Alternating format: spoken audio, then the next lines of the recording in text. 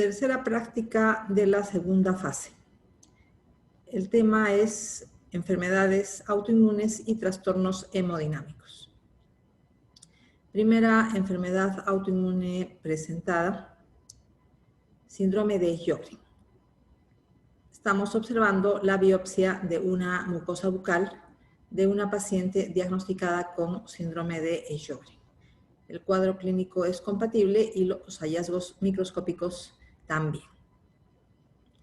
Biopsia de mucosa bucal en la que vamos a observar glándulas salivales menores. Podemos reconocer acá el epitelio escamoso, poliestratificado plano no cornificado de la mucosa bucal, la lámina propia, tejido adiposo y acá observamos tejido de glándula salival menor. Vamos a observar a un poco de mayor aumento.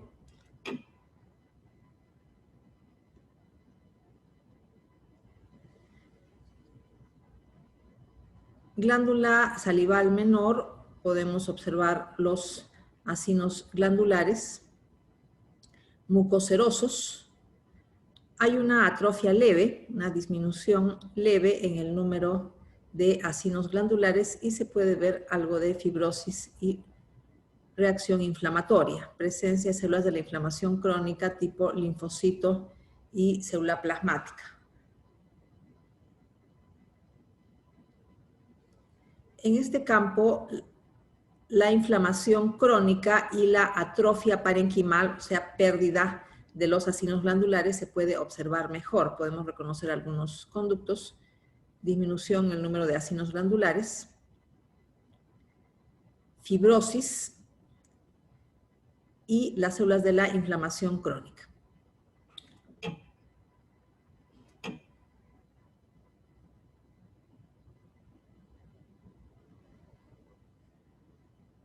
Mayor aumento para la observación de conductos glandulares y células tipo linfocito y célula plasmática. Se puede observar aquí conductos bastante pequeños. Hay una destrucción del tejido glandular debido al proceso inflamatorio que tiene causa autoinmune.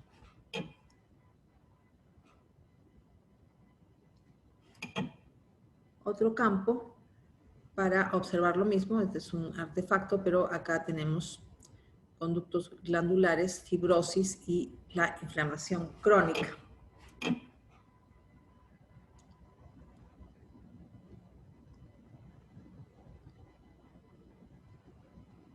Otro campo donde la atrofia se puede ver mejor, se pueden reconocer algunos conductos glandulares dilatados, prácticamente no se ven acinos.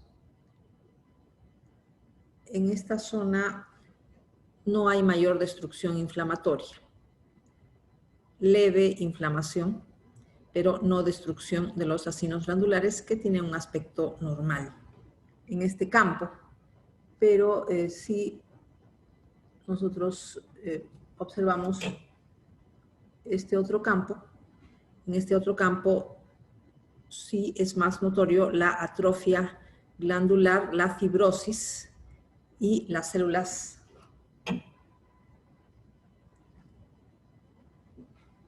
de la inflamación crónica. Se pueden reconocer aquí las células plasmáticas con citoplasma ovalado y los linfocitos que están entremezclados.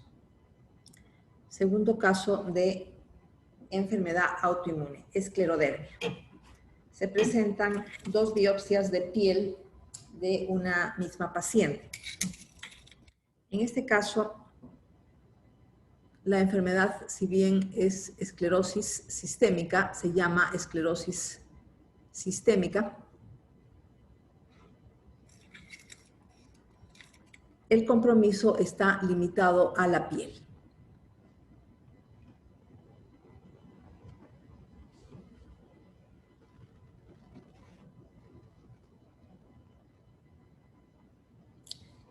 Se puede reconocer sin problemas la epidermis, una capa córnea prominente y la dermis. con una fibrosis que es marcada. Hay una disminución leve en el número de glándulas sudoríparas. La fibrosis es notoria.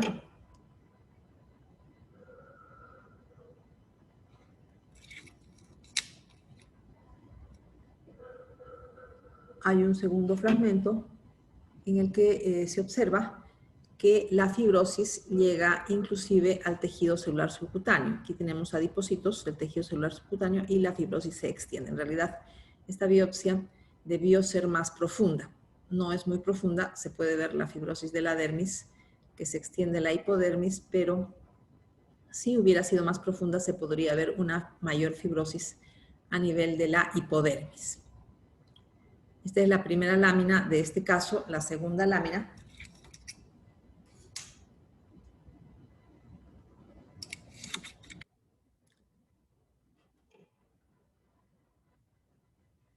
en esta segunda lámina se puede reconocer la epidermis y una fibrosis que se extiende a nivel más profundo, ¿no? A una mayor profundidad. La fibrosis es un poco más notoria. Podemos ver acá el colágeno que tiene un aspecto hialinizado.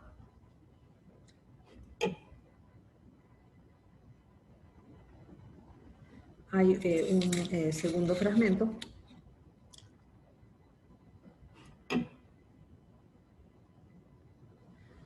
en el cual también se puede reconocer la epidermis y la fibrosis de la dermis. Se conservan algunos anexos de la piel, algunas glándulas sudoríparas, folículos pilosos también.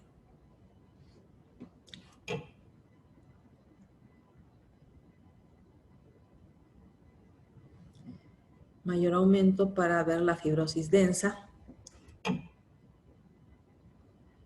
Se pueden observar algunos fibroblastos, tienen un núcleo hipercromático, y el colágeno. Otro campo para la observación de la fibrosis densa.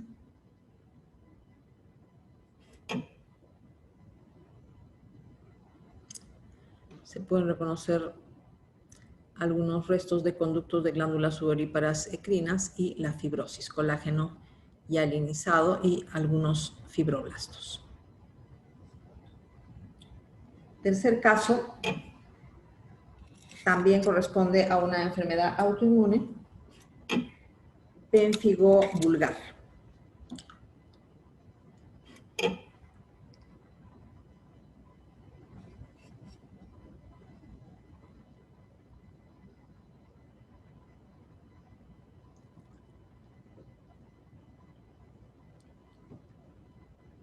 El pénfigo es una enfermedad autoinmune en el cual se producen autoanticuerpos contra proteínas de las estructuras que dan lugar a las uniones intercelulares, es decir, a los desmosomas. Los desmosomas dan lugar a las uniones intercelulares en los epitelios, y en este caso tenemos el epitelio de la piel, o sea, la epidermis. Las proteínas se llaman desmogleínas. Hay una destrucción de los desmosomas, por lo tanto, se desestabilizan las uniones intercelulares y se forman unas ampollas. A este aumento podemos reconocer la epidermis, acá se encuentra normal, pero en esta zona ya podemos ver que la epidermis se separa de la dermis y queda una hendidura. Esta hendidura va creciendo y después se forma una ampolla. Vamos a observar que hay diferentes tipos de pénfigo. Este de manera particular se llama pénfigo vulgar, pero hay otros tipos de pénfigo y la diferenciación entre los tipos de pénfigo depende de la zona donde se produce la ampolla. En este caso la ampolla es suprabasal, o sea, la capa de células basales de la epidermis queda en su sitio y por encima de la capa basal se produce la destrucción de las uniones intercelulares y a ese nivel se produce la ampolla.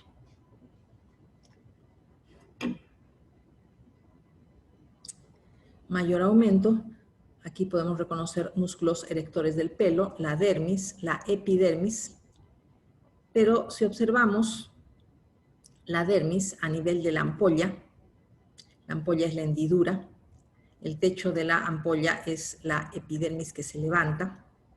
Si observamos la parte que corresponde a la dermis, las células de la capa basal permanecen pegadas a la dermis. Es una característica del pénfigo vulgar.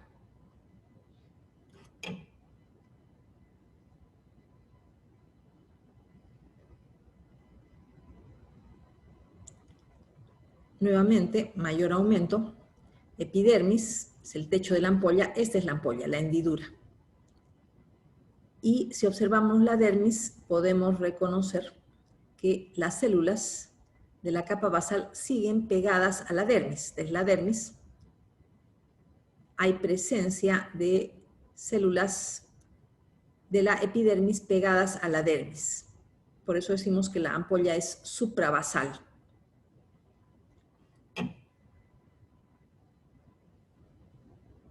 Mayor aumento. Dermis y la base de la ampolla tiene células epiteliales. Por eso la ampolla es suprabasal. Otros campos.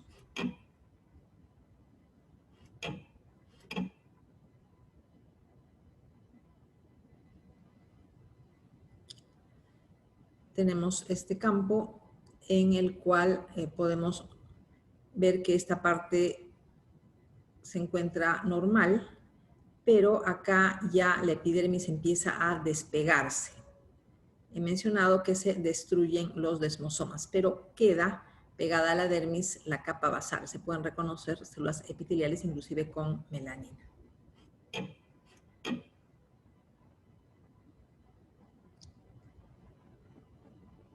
En este caso, en este campo, tenemos que la epidermis se ha separado por completo de la dermis. Entonces tenemos acá la ampolla, pero la ampolla no está completa porque el techo se ha desprendido por completo.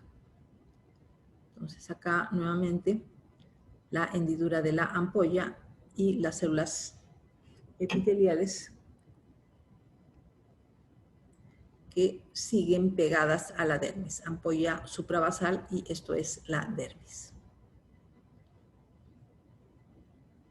Cuarto caso, también enfermedad autoinmune, tiroiditis de Hashimoto.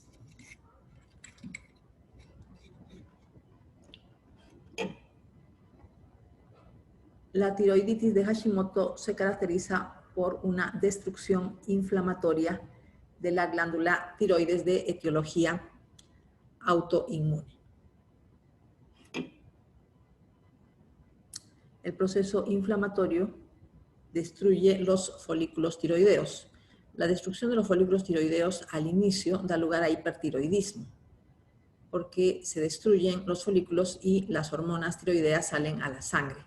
Pero a la larga hay una pérdida de folículos tiroideos y una fibrosis de la glándula, entonces al final de la enfermedad lo que predomina es el hipotiroidismo. Solo al comienzo hay hipertiroidismo. En este campo se pueden reconocer algunos folículos tiroideos con coloide, pero los folículos están bastante pequeños, mucha fibrosis, mucha inflamación. Este es un campo. Otro campo, se pueden reconocer también folículos tiroideos, coloide tiroideo, muchas células inflamatorias y fibrosis. Los folículos tiroideos tienen un aspecto atrófico, están bastante pequeños. Mayor aumento para reconocer el coloide tiroideo y las células foliculares de aspecto aplanado. Por este lado, fibrosis y abundantes linfocitos y células plasmáticas.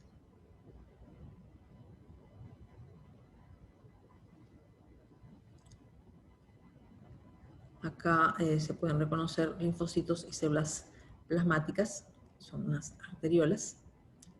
Y por este lado podemos reconocer restos de coloide. Este folículo, por ejemplo, se ve muy pequeñito, tiene aspecto atrófico. otros focos con inflamación crónica.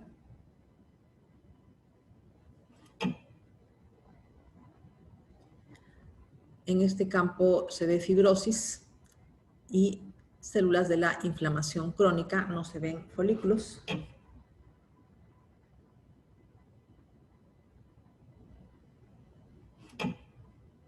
En este campo sí se ven folículos, pero los folículos están muy pequeñitos y tienen aspecto atrófico, mucha inflamación, linfocitos y células plasmáticas.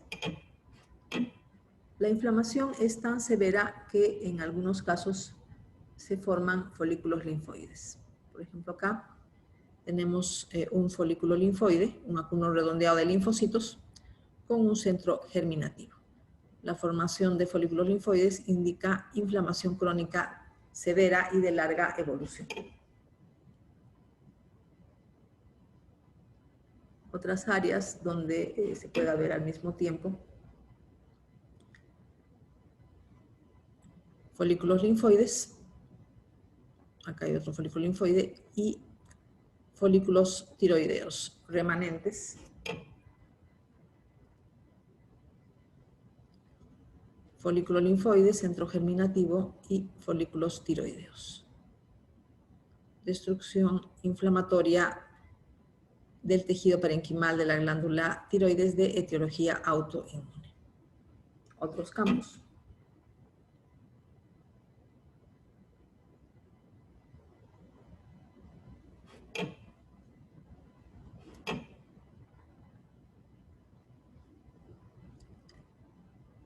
Se puede reconocer estos folículos tiroideos de aspecto atrófico y mucha fibrosis e inflamación. Otro folículo tiroideo con coloide de aspecto atrófico.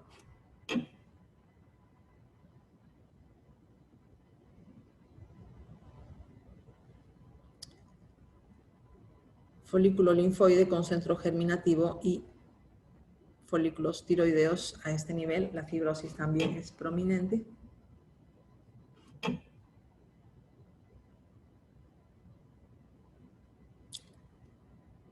Folículos tiroideos con coloide, folículos pequeños, células aplanadas. Siguiente caso corresponde a trastornos hemodinámicos. Trombos arteriales recientes. Trombo arterial reciente es simplemente un coágulo en una arteria. Tenemos entonces acá la pared de la arteria. Se puede reconocer sin problemas la pared de la arteria. Y dentro también se puede reconocer sin problemas un trombo. Tiene células sanguíneas, tiene hematíes, pero es un trombo reciente.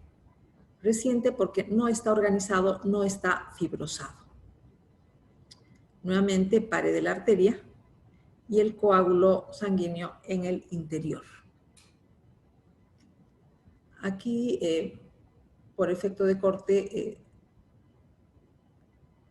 ha salido una parte de la pared arterial, pero vemos aquí otra parte, se puede reconocer aquí otra parte de la pared arterial. Trombo reciente, hay una zona de la pared arterial que se ha desprendido. Vamos a observar otra arteria. Sin ningún problema reconocemos la pared de la arteria. Y un trombo que no tiene fibrosis, por lo tanto es un trombo reciente. Siguiente lámina. Trombos organizados, es decir, trombos fibrosados. Se trata de un linfangiohemangioma intramuscular. Podemos reconocer aquí fibras musculares estriadas atróficas. La lesión es intramuscular. Atróficas porque están acortadas, muy separadas entre sí por fibrosis y adelgazadas. Diámetro transversal está adelgazado. Entonces, el tejido muscular está atrófico y la lesión es intramuscular, linfangiohemangioma intramuscular. Vamos a observar aquí dos vasos. Dos vasos venosos que tienen un trombo que sí está fibrosado. Este es más pequeño. Tiene acá el trombo, sí está fibrosado en este caso, y aquí este otro trombo también está fibrosado. Cuando se fibrosa se forma tejido conjuntivo y el tejido conjuntivo tiene vasos. Por esos vasos puede pasar sangre. A eso se denomina recanalización del trombo. Vamos a mostrar la pared venosa delgada. Y en el interior un trombo que está parcialmente organizado. Tenemos aquí restos de fibrina, o sea que hay zonas del trombo que no están organizadas, pero en esta parte sí se puede reconocer sin problemas la fibrosis. Aquí queda todavía fibrina. Y por este lado sí se observa fibrosis del trombo y hay un poco de inflamación crónica. Otro vaso más grande. También el trombo organizado y la pared vascular. Tenemos acá la pared vascular delgada. Vemos acá la pared venosa con el endotelio. Y a este nivel vemos el trombo fibrosado, pero no totalmente fibrosado, porque tiene restos de fibrina.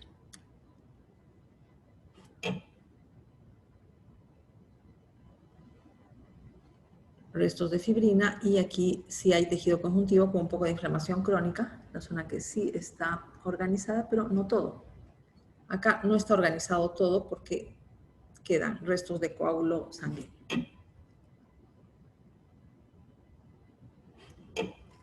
Se trata de un linfangiohemangioma, es decir, que hay también vasos linfáticos. Vamos a tratar de observar algunos vasos linfáticos. Tenemos acá, por ejemplo, es un filete nervioso, pero estos son vasos linfáticos. La diferenciación definitiva entre un vaso linfático y una vena se puede hacer por medio de inmunohistoquímica. En este caso estamos haciendo la diferenciación solamente con la morfología. Vasos linfáticos, vamos a buscar otra zona donde también se puedan ver otros vasos linfáticos. Podemos reconocer aquí vasos linfáticos, hay un endotelio, la pared sumamente delgada, canales vasculares linfáticos que forman parte de la lesión, linfangiohemangioma. Hay otras zonas donde se observa hiperplasia papilar a nivel del vaso venoso. Acá podemos observar que la pared del vaso tiene hiperplasia papilar del endotelio. Pasamos a la siguiente lámina, también de trastornos hemodinámicos, edema y congestión vascular de pared intestinal.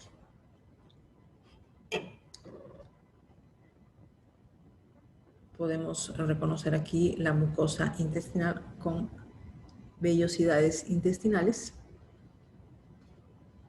Vellosidades intestinales, muscularis mucosa, y tenemos acá la submucosa que contiene vasos congestivos, vasos dilatados llenos de sangre y edema también.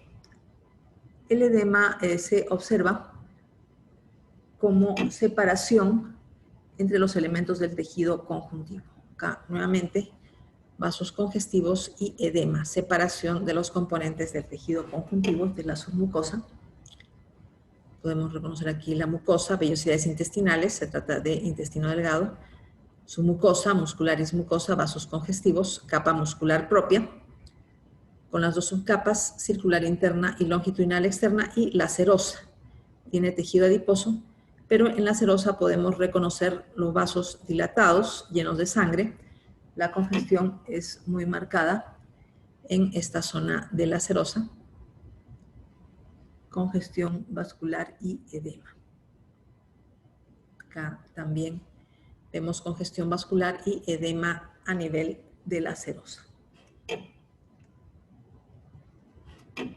Vamos a poner un poco más de aumento para el reconocimiento de las vellosidades intestinales, reconocimiento de la muscularis mucosa, la submucosa edematosa,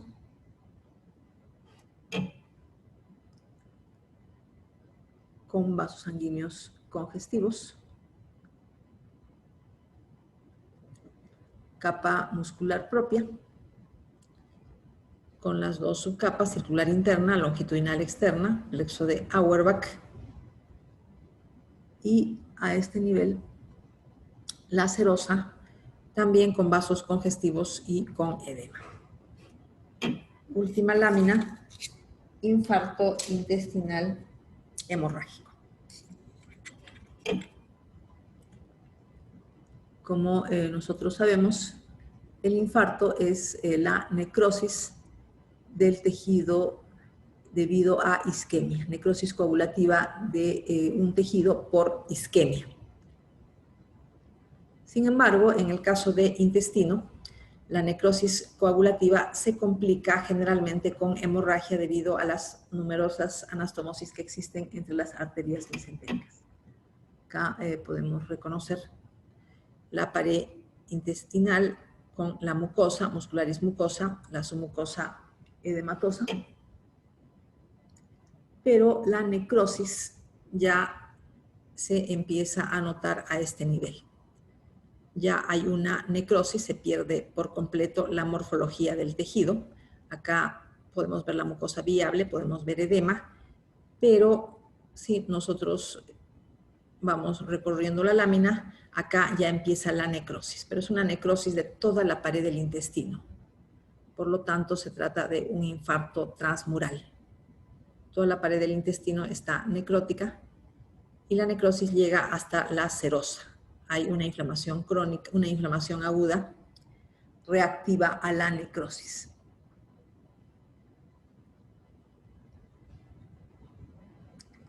En este campo podemos reconocer la totalidad de la pared intestinal necrótica, mucha congestión, hay hemorragia, inflamación aguda, debido a que las bacterias del lumen del intestino pasan a la pared del intestino por la necrosis. Vemos aquí una inflamación aguda sobreagregada a la necrosis coagulativa.